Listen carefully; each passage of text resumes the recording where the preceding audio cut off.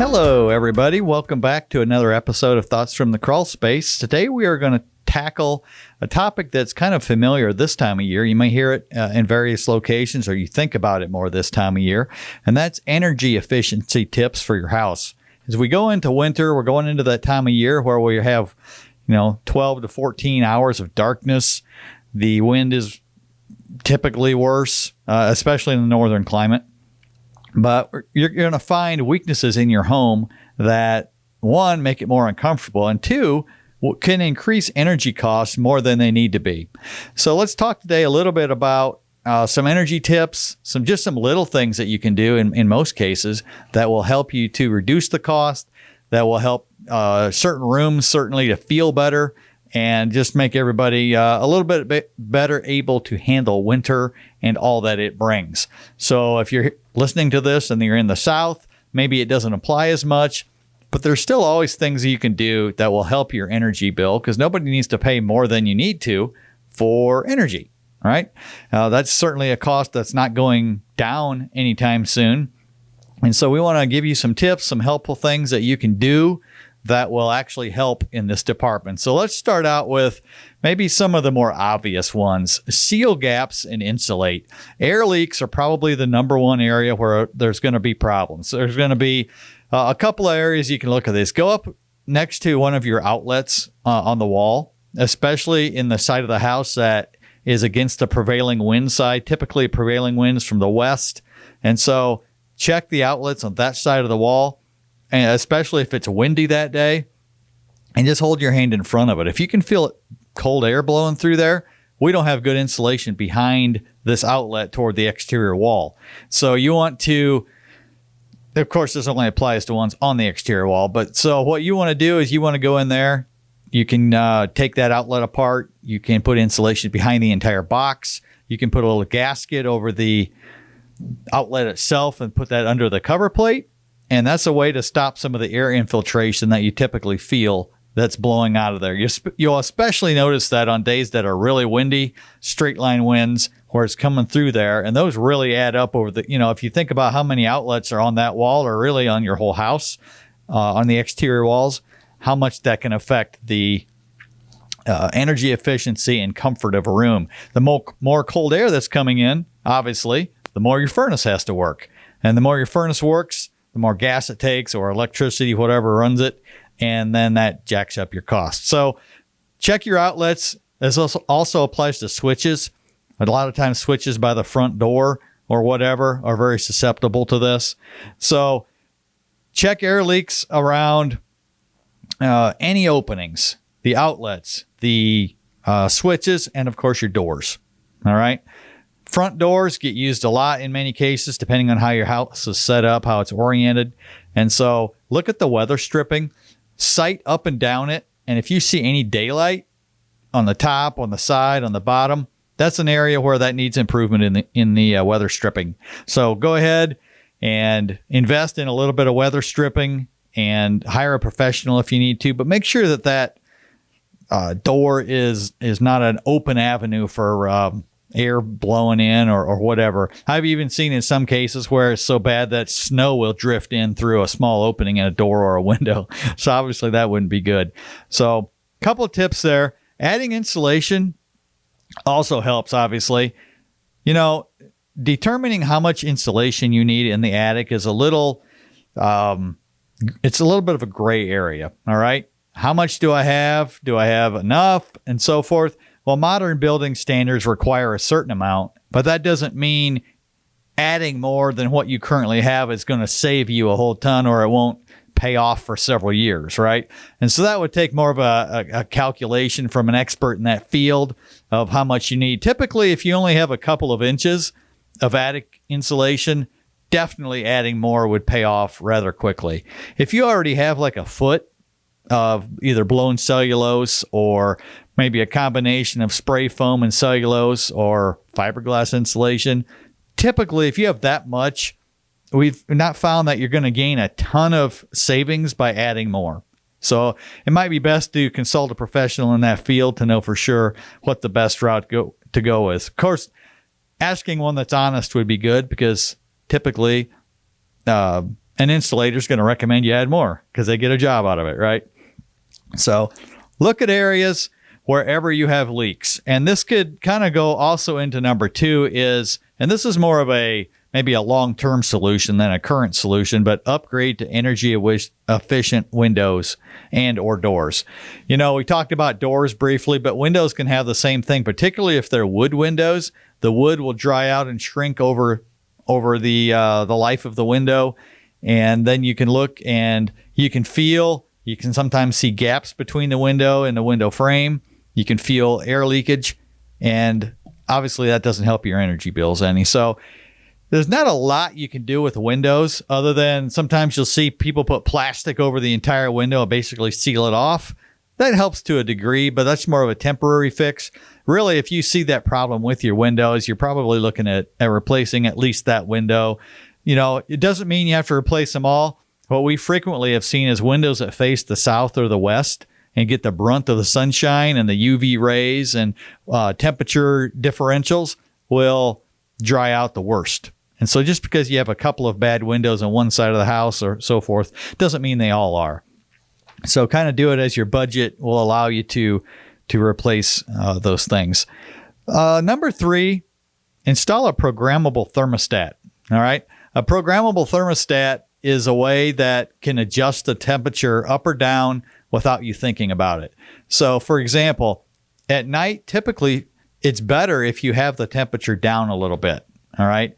Maybe during the heat of the day, or not heat of the day, but the prime part of the day when you're in the house, let's say after work in the evening from, just for example, from 4 to 7 p.m. You're there. You want it to be comfortable. It's not, and if you have it set for, let's say 72 is comfortable for you. Maybe at night, it can automatically adjust to 68 or 69. You're under the covers, and it's not quite as crucial to have it really warm. All right. And likewise, if you're not at the house, if you're at work, if you're gone especially if you're gone for an extended period of time, you have a thermostat that you can adjust on the fly. Maybe you forget about it. You leave home. It's like, oh, I got a programmable. I have an app on my phone. I can change it. And so you're not wasting energy while you're gone. If you're gone for, let's say, a week during the winter, I wouldn't recommend setting your thermostat extremely low.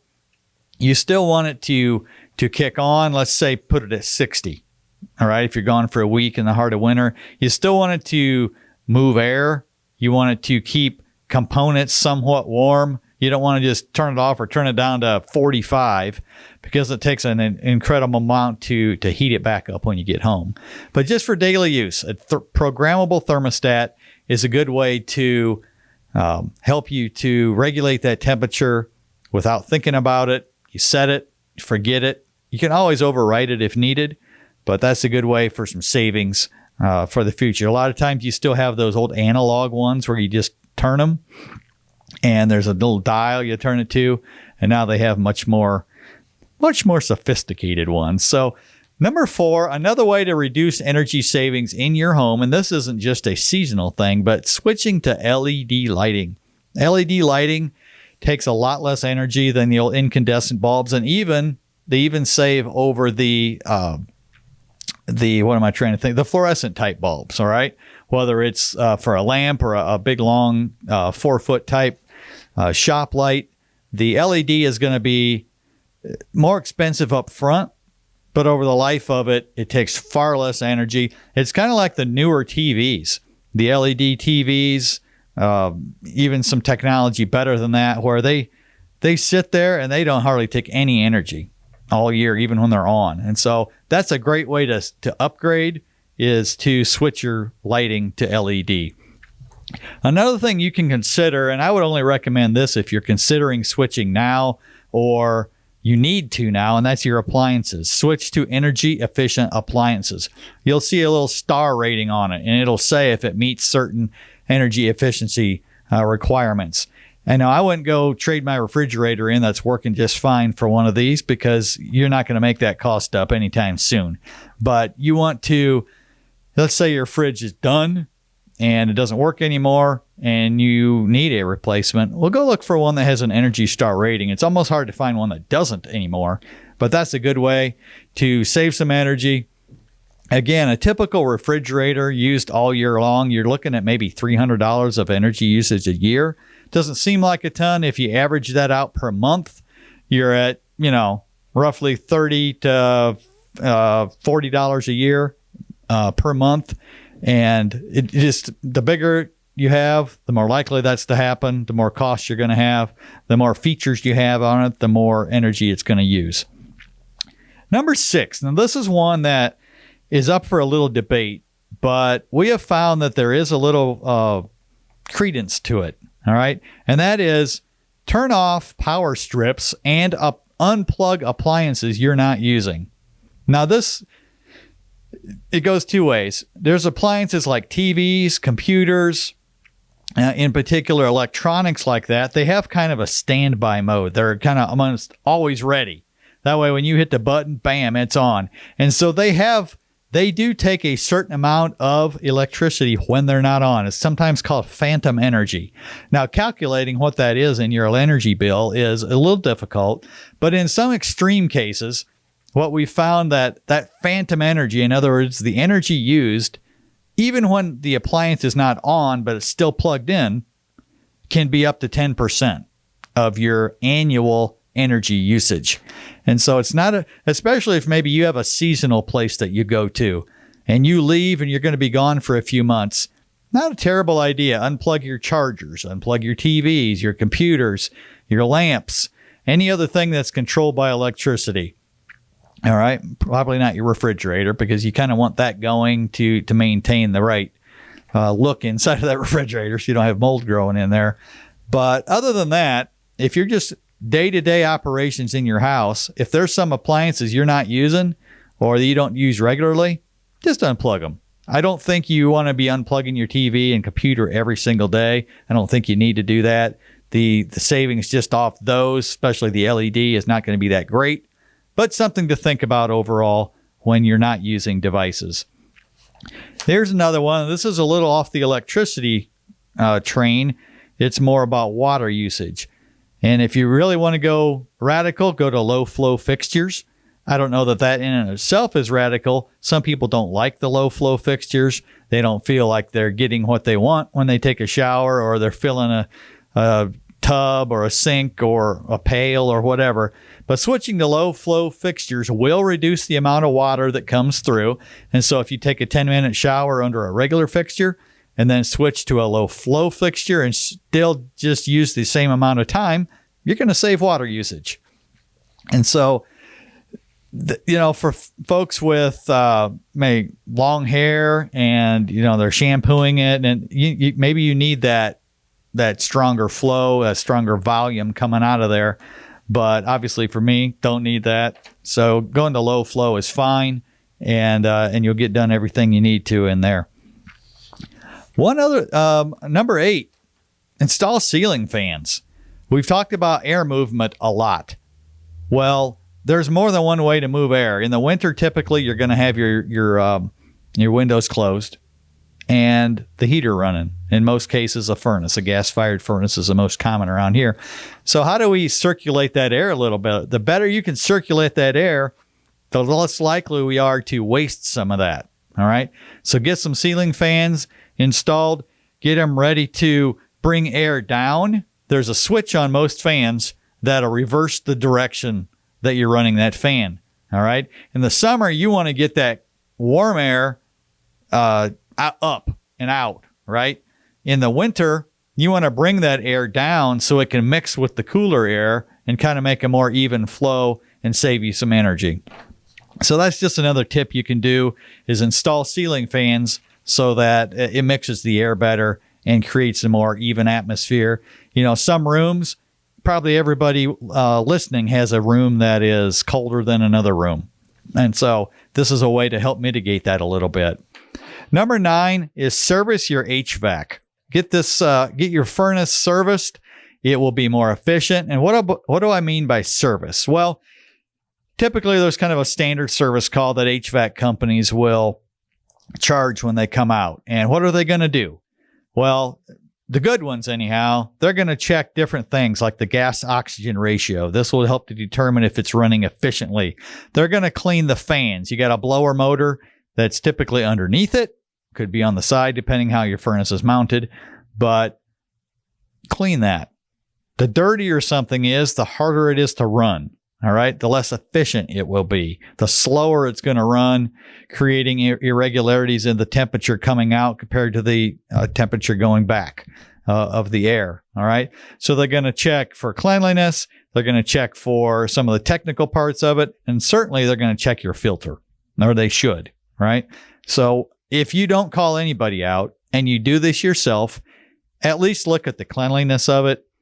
Disconnect any power to it before you do anything on the fan so it can't start up when you're working on it. But you can clean the fan by yourself if you want. Certainly change the filter. This will help it to run efficiently. Go outside, especially if you have a high efficiency unit and it's drawing air from outside. Go check that to make sure there's no obstructions. Maybe those the vegetation or the landscaping that you planted over the summer or that's been there for a while is now overgrown and it's kind of blocking that intake. That is one of the quickest ways to shut your furnace down, especially in extreme cold. It can freeze over because it's not getting good airflow because it's blocked with vegetation. So make sure you go out and check that before winter hits and you really need that, because typically what will happen is your furnace will start acting up when it's about 10 below and everybody has an emergency at the same time, and then you can't get somebody out there and it just creates unpleasantness in your house. So let's change gears just a little bit. Think about this maybe more long-term as well. Insulated window coverings. These are these blinds you can use. You can see they kind of got a diamond shape to them. There's other types as well, especially if you have large picture windows. If you ever sat in front of one of those when you're reading on a cold winter or a fall day, you can just feel the cold emanating right off of those, right? And so installing a window covering that is insulated or designed to provide some insulation value is a great way to help keep the room warmer. And it's not great keeping them closed all day long because it's dark enough in the winter and you don't want to have no light coming in.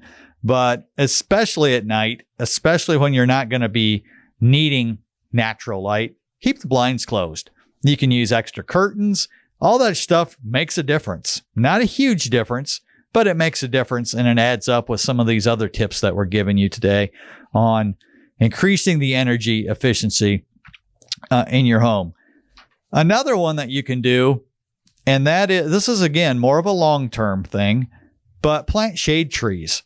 Now, I guess you could talk about it this both ways. If we have shade trees and they're covering the house in the winter and not allowing sun to hit it for natural heat gain, then maybe you're defeating the purpose. But this is more for summer, maybe the south or the west facing sides, especially west, where you get the sun really blasting on you during the summer.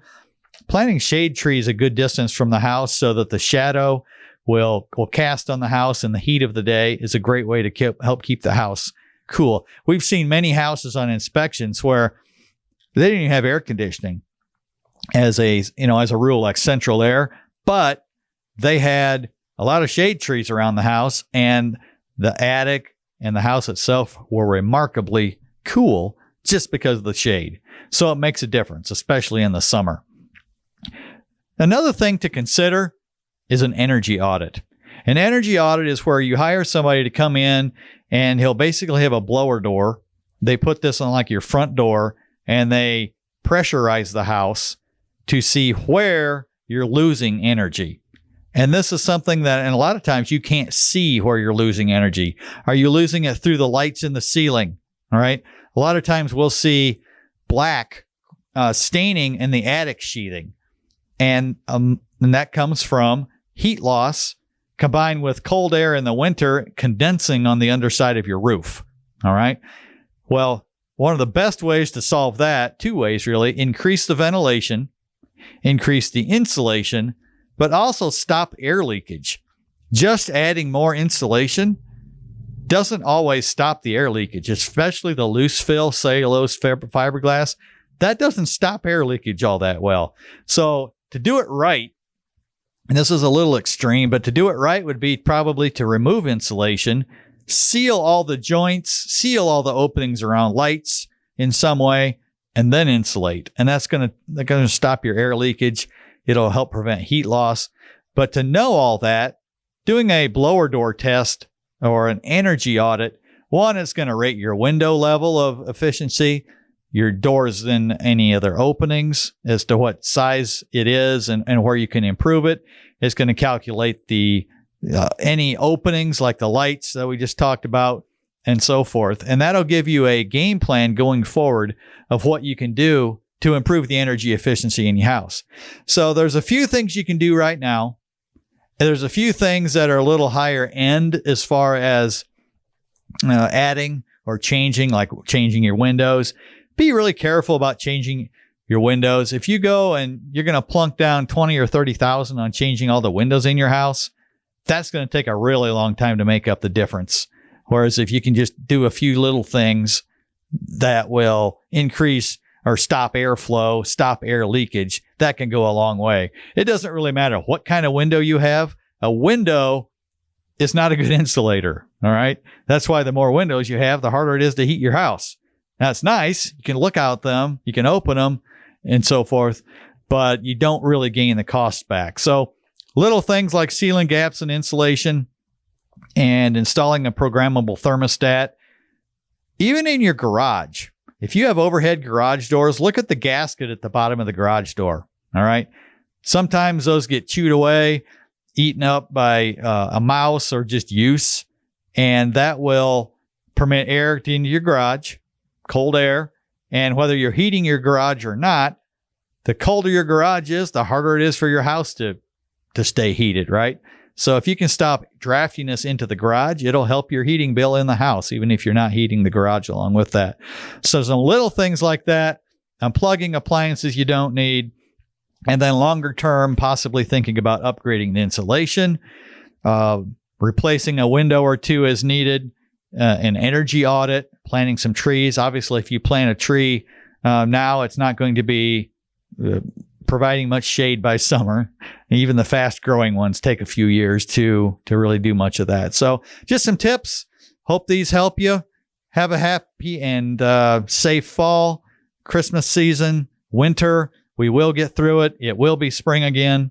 And these will help in all seasons, but especially will help you this time of year.